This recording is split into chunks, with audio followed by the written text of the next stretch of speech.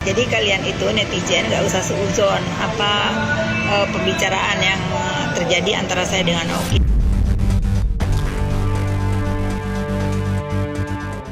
Dia kepingin ini semua dalam suasana lebaran selesai dengan baik, ya nggak usah ribut-ribut. Kalaupun ada proses hukum yang berjalan ya sudah berjalan, nggak usah ribut-ribut lagi.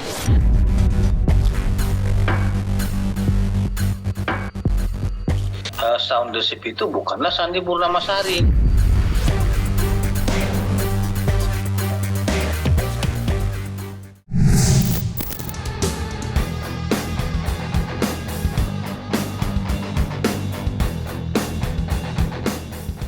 Agenda sidang lanjutan perkara antara Sandi Purnamasari dengan Isa Zega yang diselenggarakan pada tanggal 8 April 2025 lalu nampaknya masih menjadi perbincangan hangat di sosial media. Bagaimana tidak, dalam sidang tersebut tersaji beberapa momen mencolok yang begitu mencuri perhatian orang banyak. Khususnya adalah momen di mana saksi persidangan, yakni Dr. Oki Pratama, tertangkap kamera mendapatkan bisikan dari Fitri Sahuteru. Sorotan pun berubah semakin tajam ketika Fitri Sahuteru menuliskan pesan menyentuh di media sosial. Dalam kesempatan saya bertemu Oki, yang mungkin sulit lagi kami bertemu, saya sempat berpesan kepada Oki, jangan tinggalkan NM seperti kawan dia yang lain. Tulis Fitri, semoga apapun masalahnya menjadi pelajaran untuk menjadi manusia yang lebih baik lagi ke depan. Tutupnya.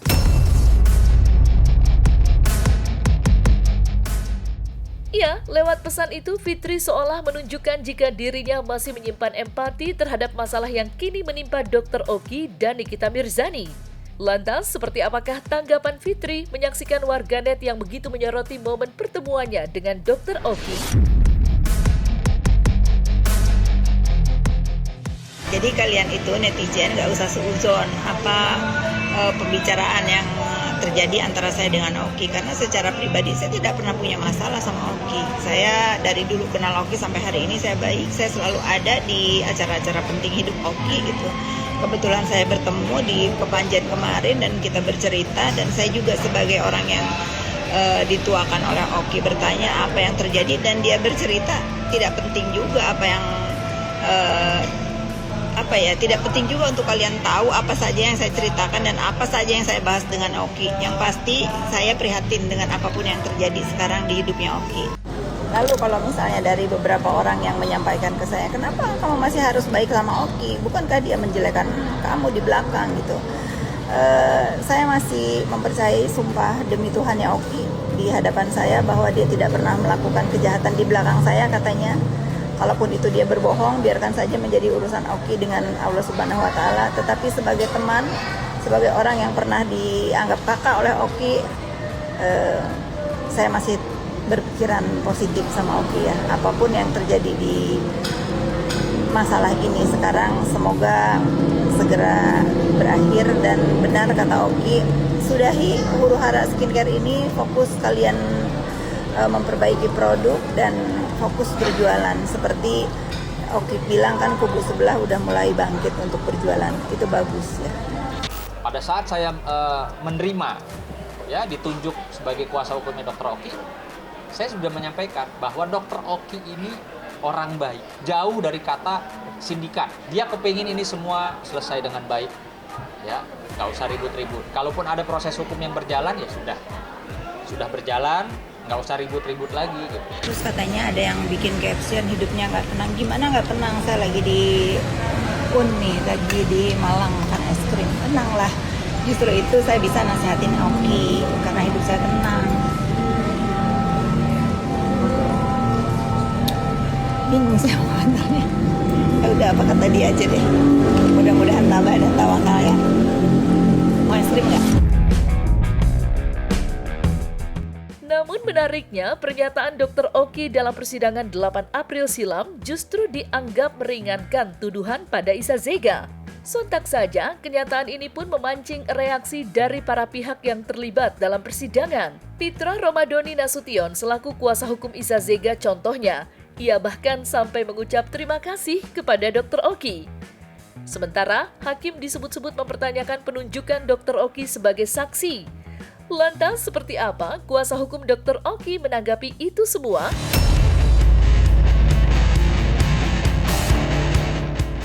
Kemarin Dr. Oki dipanggil oleh Kejaksaan Negeri Kepanjen, Kabupaten Malang atas laporan polisi yang dibuat oleh Mbak Sandi Purnamasari yang waktu itu dibuat di Polda Jatim, dan Dr. Oki karena pada saat itu dimintai keterangan sebagai saksi di penyidikan di kepolisian sehingga dimintai kembali keterangannya di muka sidang di PN Kepanjen.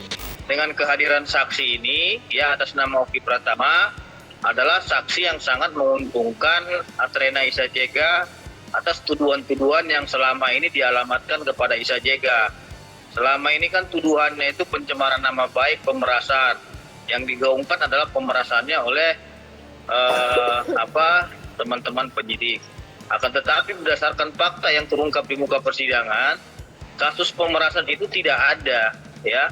Kasus yang diopinikan oleh pelapor ini yang katanya ada uang 70 juta diberikan oleh Oki itu tidak ada kaitannya dengan perkara tersebut. Semua pihak, baik kejaksaan maupun penasehat hukum maupun terdakwa, itu mempunyai persepsi-persepsi masing-masing. Silahkan bagi penasihat hukum yang merasa keterangan Dr. Oki meringankan pihak terdakwa, ya kita merasa bersyukur. Maupun juga pihak terdakwa kejaksaan yang merasa dakwaannya menjadi jelas, juga kita bersyukur. Yang jelas apa yang disampaikan Dr. Oki adalah sesuai dengan pengetahuannya dan pemahamannya terkait masalah yang dihadapi atas laporan polisi yang dilakukan oleh Sandi Purnamasari dan terdakwanya Isa Zega. Kami sangat mengucapkan terima kasih atas kesaksian Dr. Oki yang telah membantu Isa Jega, karena Dr. Oki telah membantah tuduhan daripada pelapor sendiri, tuduhan-tuduhan daripada Sandi Purnamasari. Artinya begini, apa yang disampaikan asumsi dan sebagainya itu kan adalah bagian dari pemahaman dari pihak penasehat hukum maupun juga majelis hakim maupun juga jaksa. Jadi saya tidak mau terlalu dalam menjelaskan terkait hal ini karena keterangan Dr. Oki itu sudah disampaikan. Nanti apakah majelis itu menganggap itu kesaksian Dr. Oki sebagai asumsi, sebagai pendapat pengetahuannya, tapi yang jelas itu sudah disampaikan oleh Dr. Oki. Tinggal nanti majelis hakim yang menilai apakah keterangan Dr. Oki bisa menjadi pertimbangan untuk suatu putusan yang benar.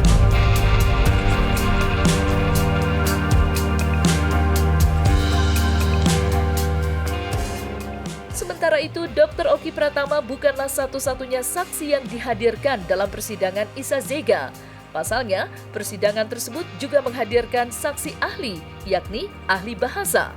Berdasarkan penjelasan Pitra, kehadiran ahli bahasa dibutuhkan untuk memastikan apakah kata-kata yang dilontarkan Isa Zega benar-benar diarahkan kepada sang pelapor, yakni Sandi Purnamasari. Namun sayang, kesaksian itu justru memancing rasa kecewa bagi Pitra. Pasalnya, Pitra menilai jika pernyataan sang ahli sudah keliru. Lantas, seperti apakah penjelasan Pitra Romadoni terkait kekecewaannya itu? Serta apa sajakah pula kata-kata yang diperiksa dalam persidangan?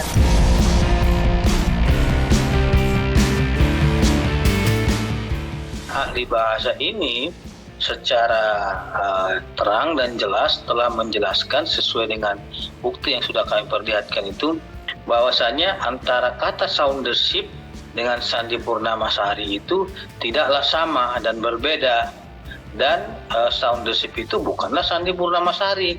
Apalagi kan ahli tadi sudah menjelaskan bahwasanya soundership ini adalah sebuah cerita dongeng film kartun. Nah, kalau memang ini sebuah cerita dongeng dan film kartun, lantas kenapa ada orang yang baper gitu loh? Sebuah dongeng ataupun cerita. Maka dari itu kita menanyakan kepada ahli tadi terkait dengan keterangan-keterangan dia yang sangat bertentangan dengan Kamus Besar Bahasa Indonesia, tapi dia menyimpulkan seolah-olah itu adalah KBBI. Mengenai pembicaraan soundship segala macam, Dr. Oki sudah menjelaskan hal itu semua, baik mengenai Bapak Peri, soundship dan sebagainya. Semua sudah dijelaskan dengan baik.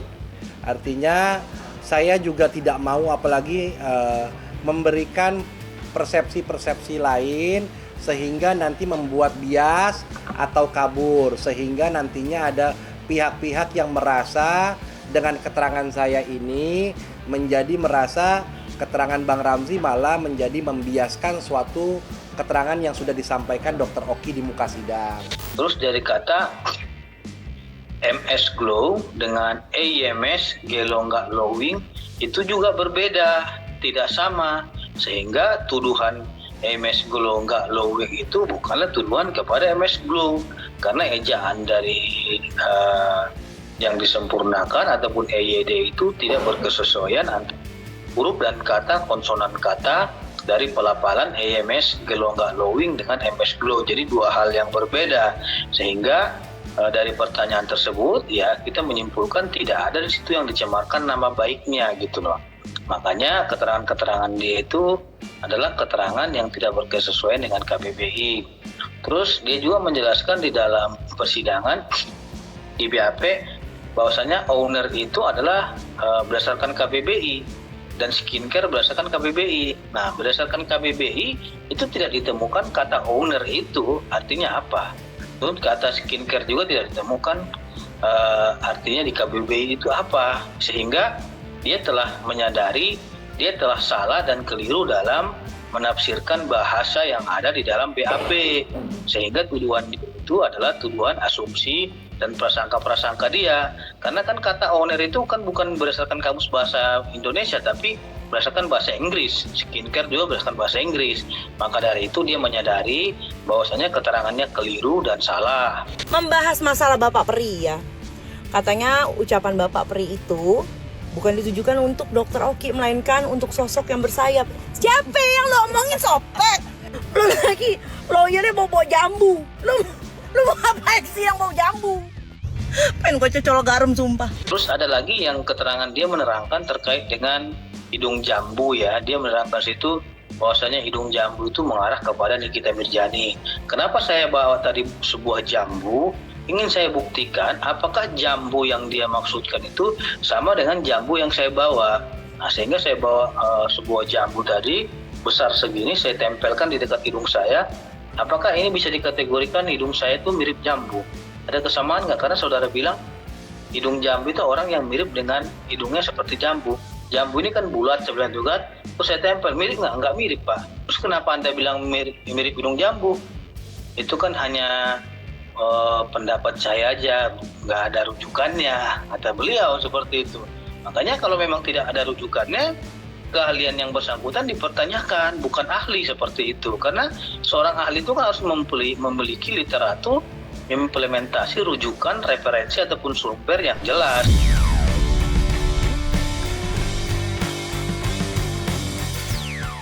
Tegas Pitra Romadhoni Nasution dalam melontarkan pembelaan-pembelaan bagi sang klien, baik lewat pernyataannya di muka umum atau dari pembelaan di depan ruang sidang. Aksi Pitra Romadhoni bahkan mendapatkan pujian dari Fitri Sahuteru yang hadir secara langsung di Pengadilan Negeri Kepanjen.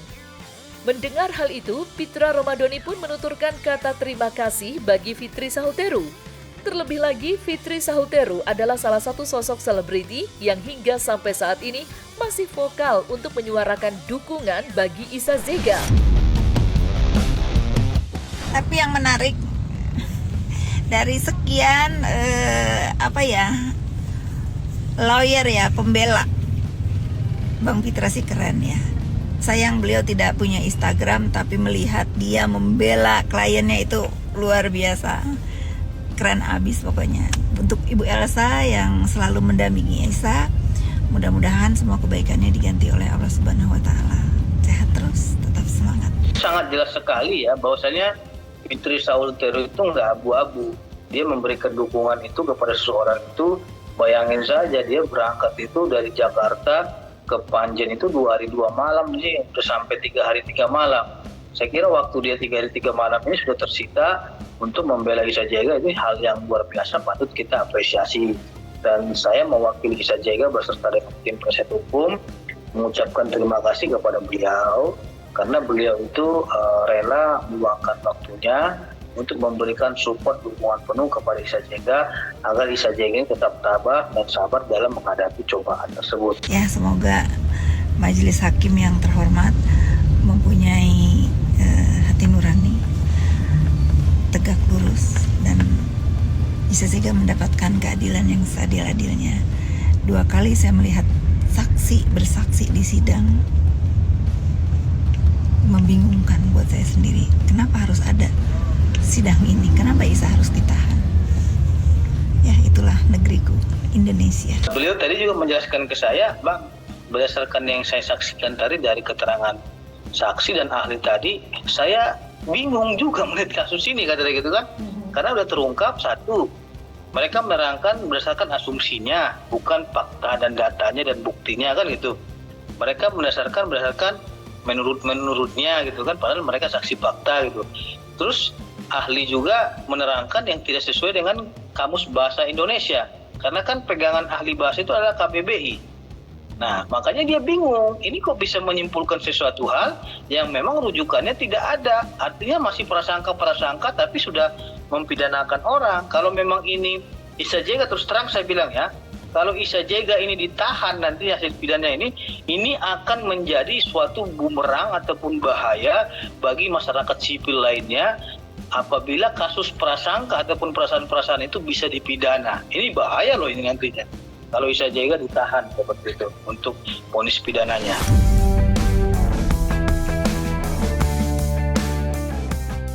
Nah, selesai sudah Cumi Lovers? Saksikan terus Cumi Camp In Depth, kabar lengkap, mendalam, dan akurat dari narasumber terpercaya. Dan jangan lupa untuk like, subscribe, dan juga share channel YouTube Cumi Cumi.